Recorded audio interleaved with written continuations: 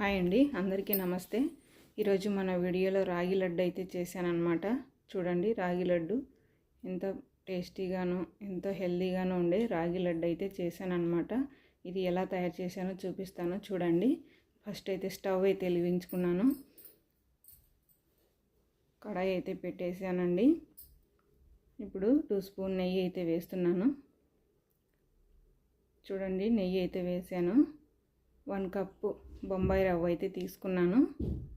ఇలా నెయ్యిలో అయితే వేయించుకోవాలి. ఇప్పుడు 2 కప్స్ అన్నమాట ఇవి రాగి పిండి అయితే తీసుకున్నాను. ఇలా పచ్చివాసన పోయేంత వరకు అయితే నెయ్యిలో వేయించుకోవాలన్నమాట. ఇప్పుడు 1 కప్పు నువ్వులు అయితే వేస్తున్నాను. తెల్ల నువ్వులు కానీ నల్ల నువ్వులు కానీ ఏ ఉన్నా పర్లేదు. నా దగ్గర తెల్ల నువ్వులు ఉన్నాయి, అవి వేసాను. ఇప్పుడు 2 కప్స్ బెల్లం అన్నమాట. మనం రాగి పిండి ఏ కప్పుతో తీసుకున్నామో అదే కప్పుతో బెల్లం అయితే 2 కప్స్ తీసుకున్నాను. ఇలా కలిపేసుకోవాలి. ఇప్పుడు మనం దీన్ని మిక్సీ అయితే పట్టుకోవాలన్నమాట.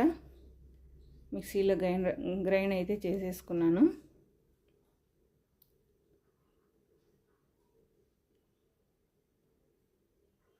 చూడండి, మిక్సీలో గ్రైండ్ అయితే చేసేసాను. మొత్తం అయితే ఇలా చేసేసుకున్నాను. ఇప్పుడు కొబ్బరి తుడుము కానీ పౌడర్ కానీ ఏదన్నా వేసుకున్న టేస్ట్ అయితే బాగుంటుంది. ఇప్పుడు నెయ్యిలో డ్రై ఫ్రూట్స్ అయితే వేయించుకొని ఇలా కలిపేసుకోవాలి.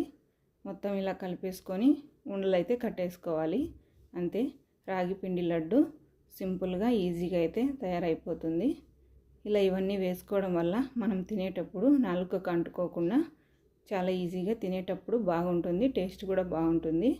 పిల్లలకైతే ఈజీగా ఉంటుంది. వీడియో కనుక నచ్చితే చిన్న లైక్ అయితే ఇవ్వండి, సబ్స్క్రైబ్ అయితే చేసుకోండి.